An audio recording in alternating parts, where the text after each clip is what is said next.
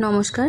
আজ মঙ্গলবার সকালবেলা মা ঠাকুরের পুজো দিয়ে আগে প্রসাদটা তুলে নিয়ে এসছে। তারপর মেয়ে স্কুলে যাবে, ছেলে মেয়ে ড্রেস পরে আগে ওর দিদার কোলে বসে আছে, তো খাইয়ে দেবে বলে তা ওদের খেতে দিলাম ব্রেড সেঁকে, তারপরে একটু কলা, ডিম সিদ্ধ এটা খেলো আর দুধ খেটে ওরা স্কুলে চলে গেল। স্কুলের বাসে করে চলে গেলে তারপরে আমরা আবার খেতে বসলাম, আমি মা আর ওকেও খেতে দিলাম।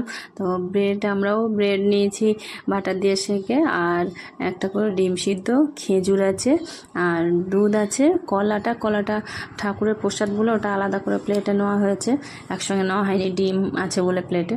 তো যাই হোক, তারপরে সব কিছু খেয়ে তারপর ডিমটা বেশ রোজই খাওয়া হয়, আর দেশি ডিম সিদ্ধ দিদি তো প্রায় পাঠিয়ে দেয়।